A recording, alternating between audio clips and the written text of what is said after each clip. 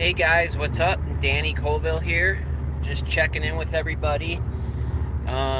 It's 71 degrees outside right now, kind of the end of the steelhead season, but I'm gonna get out looking for some fish here before they are all gone.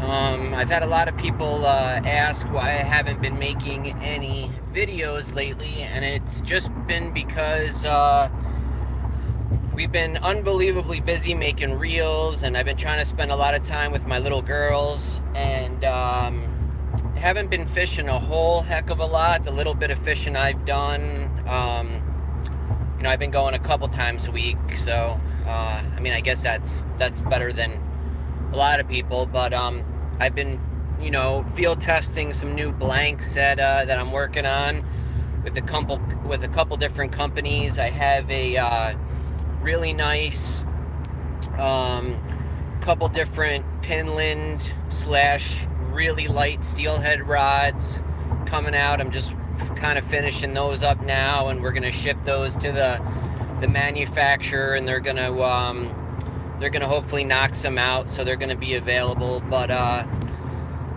yeah, it's like I said, we're wrapping up our season here. I plan on doing a show and tell video. I just haven't had the reels and the case to be able to do it, so I finally have a decent little selection now.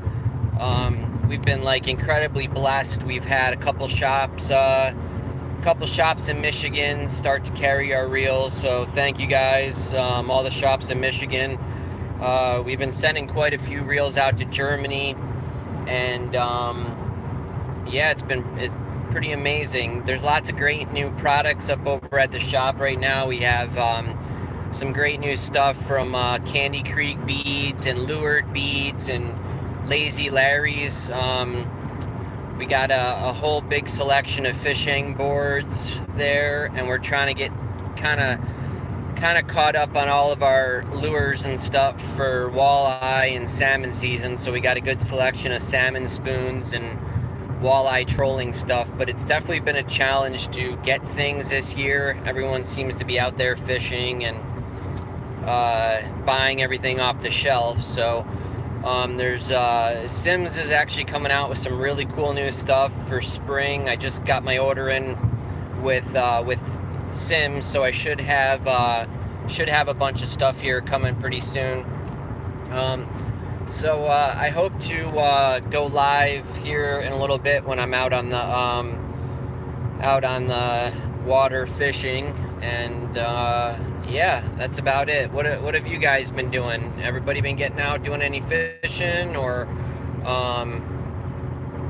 what's been going on? I've never really done this chat before. I don't know if people can interact or what. There's 4 people viewing.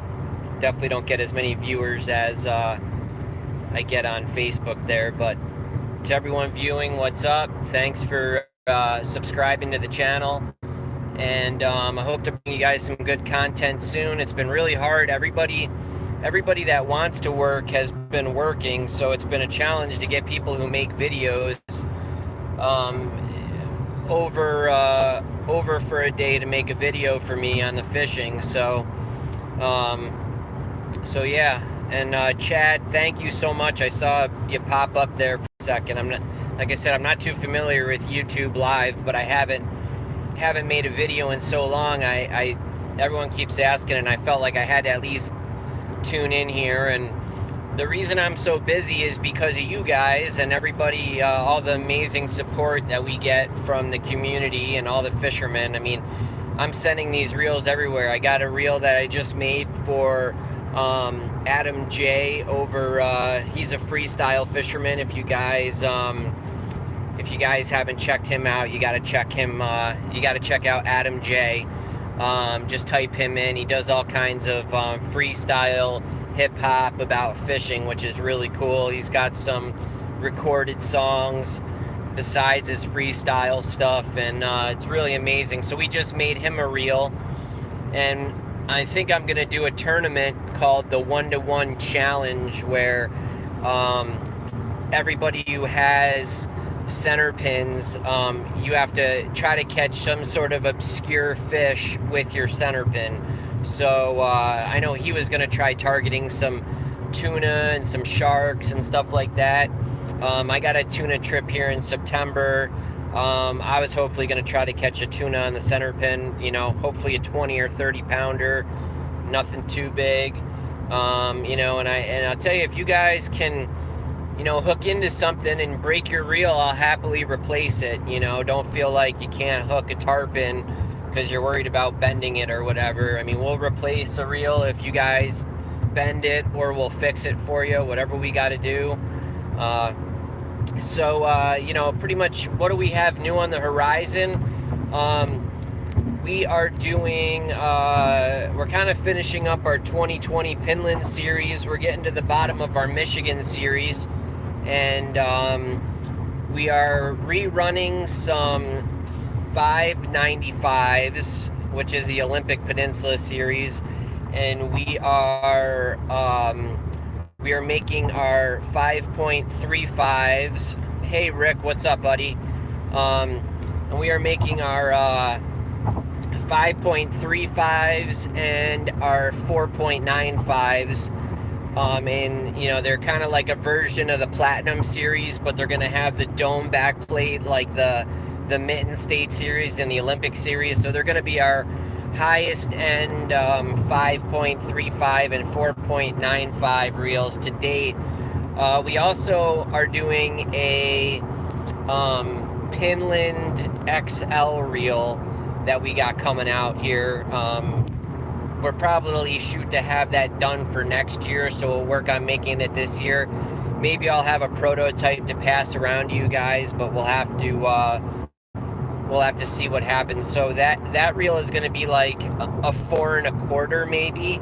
We're going to slim down the spool slightly, and it's going to be you know, it's going to balance those 11-foot Pinland rods out, so they're going to be pretty darn light, you know, 7-8 ounce reels, to balance out those reels that are the rods that are a 1 to 4 pound, or a 2 to 6 or 3 to 6 or whatever. So we're working on that for the future. We're still working on some fly reels. We get so darn busy with all these center pins that it doesn't give us much time to make reels for the other things that we want to accomplish. But our plans are to make a mooching reel and a fly reel, which is going to cause us to make a drag, and we're going to eventually implement that into some of the center pins, although I feel like it's a sin to have a center pin with a drag on it. I don't care if you're fishing for salmon or whatever. The whole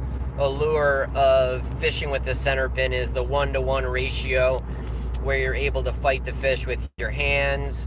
It's a most personal way to experience a fight with a trout, salmon, or steelhead. I am really excited for trout fishing. The steelhead fishing, you know, if I'm going during the week on the one little bit of free time I have. I've tried to get out on the weekends, and I'll tell you, almost every single spot has had a person in it. It's incredible. And it's good for me because of, you know, I'm in that industry, but at the same token, it's you know, it really makes it difficult. You know, if you're angling to get out there, you gotta really go into your toolbox and figure out some techniques that's going to give you an edge, or just know the spots and the conditions that are the best for that day. You know, I could typically, you know, find some fish regardless, but I've really put my time in over the years. And you know, you guys see it's 11:30 right now, and I'm going out because what's happening is everybody's getting up in the morning. They're getting out there before work. They're putting the time in. The people who do work, a lot of people don't even work. I don't know how they survive, and they fish all week. But hey, I live that life too, so I'm not gonna hate on it at all. I am jealous of it. That was great, but I'm able to, you know, give you guys great products, and I am able to support my family. So I'm happy to work every day. I really am. It's gonna get bumpy. There's some cones that are pushing me over to the rugged strip over here, so I apologize. But redoing the road up here. So yeah, I'm super excited for the summertime trout fishing. I really feel like, wow, that tar smell. Whew.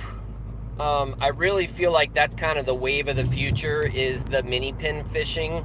That's why I've put so much effort into it, and I really truly like it. There isn't as many people doing it right now. You know, it's kind of like center pinning for steelhead, you know, 20 years ago, where there was some people who did it, but not a ton of people. And you know, before it got caught on, you were able to really go into the spots and clean up, you know, after people have been there all day or whatever. But that's starting to get really popular. And what I love about the inland trout fishing is you're able to use, you know, nymphs and jig style streamers and all kinds of really cool stuff that you typically wouldn't use for steelhead. You know, stuff that's, you know, sizes 10 all the way to size 20. You know, Frenchies and Prince nymphs and hare's ears and pheasant tail. And, you know, I really like running that double nymph rig. And it's very similar to that check nymphing that's so popular in the fly industry right now. That's really taking the fly fishing industry by storm with this check nymphing. And the reason that it's so popular, it's the reason we love center pin fishing. It's very personal. You're right over top of the fish. You're tight to the fish. You could feel the take. It's really effective. But I'll tell you, it isn't nearly as effective as center pinning. And I mean, you could pretty much use the exact same rig that you use with check nymphing, but you're adding a float into there, which is allowing you not to be on top of the fish. You could actually cast anywhere in the river. You do have to utilize some of the slack in your line and stuff like that to kind of get the float where you want it. So, you know, I really suggest using a barbed hook versus a non-barbed. It's really tough to get a lot of those smaller jigs and barbed, or any of the smaller, you know, pre-tied flies that you would use for the pre-tied flies that you would use for fly fishing that you'd want to use under the float. It's hard to find them in a barbed version. And I know a lot of people will tell you that you know, you don't need a barbed hook, and that's fine. If you guys could get away without a barbed hook, that's great. I know I ran a non-barbed hook this spring, and I had a really nice, not this spring, last spring, I had a really nice fish on. And because the barb didn't keep the hook pinned into place, the hook slid all over the trout's like maxillary, which is the upper like hard portion of their mouth, and it created this giant hole. And you know, can I say that wouldn't have happened with a barbed hook? No, because you know, I truly don't know, but I can tell you, it definitely that fish's mouth definitely got messed up. I just saw my buddy Chris just pass me here. All right, gents, well, I'm almost to the fishing spot, but I'm gonna say later, if you guys have any questions, shoot us a call at the shop at 716-627-7335.